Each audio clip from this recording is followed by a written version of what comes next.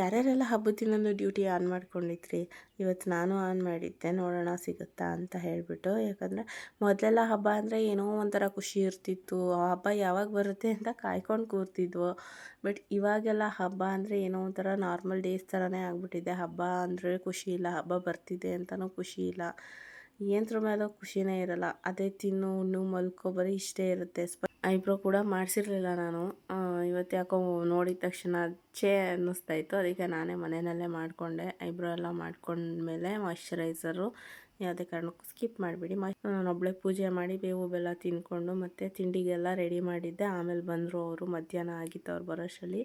So ಇವತ್ತಿನ special vegetable pulao ಮತ್ತು ಕಡಲೆಕಾಳು ಗೊಜ್ಜು, ಹೆಸರುಬೇಳೆ ಅಷ್ಟೇ ಮಾಡಿದ್ದೆ. ಇನ್ನೇನು ಮಾಡೋಕ್ಕೆ ಹೋಗಲಿಲ್ಲ. ಸ್ವೀಟ್ ಅವ್ರು ಜಾಸ್ತಿ ತಿನ್ನಲ್ಲ, ಅದಕ್ಕೆ ಒಬ್ಬಟ್ಟು ಕೂಡ ಮಾಡಲಿಲ್ಲ ಇವತ್ತು.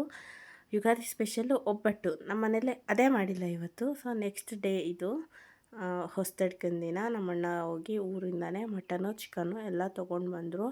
ನೆಕ್ಸ್ಟು ಅದನ್ನು ಮಾಡಿ ಮಟನ್ ಬಿರಿಯಾನಿ ಮಾಡಿಕೊಂಡು ಬೆಳಗ್ಗೆನೇ ತಿನ್ಕೊಂಡ್ವಿ. ಮತ್ತು ಸ್ವಲ್ಪ ಹೊತ್ತು ಗಟಾಬಾರ ಆಡಿಕೊಂಡು ನಾನೊಂದು 100 ರೂಪಾಯಿ ತನಕ ಸೋತಿದ್ದೀನಿ ನಮ್ಮ ಅಣ್ಣನ ಹತ್ರ. ಇನ್ನೂ ಅವನಿಗೆ ದುಡ್ಡು ಕೊಟ್ಟಿಲ್ಲ, ಕೊಡಬೇಕು.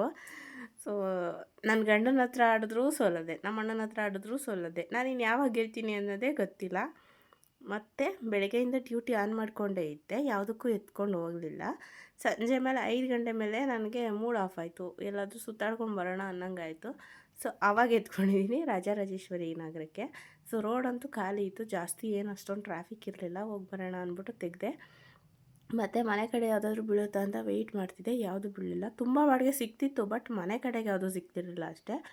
ಸೊ ಮತ್ತು ಅಲ್ಲಿಂದ ಮನೆ ಕಡೆಗೆ ವಾಪಸ್ ಬಂದುಬಿಟ್ಟೆ ಖಾಲಿ.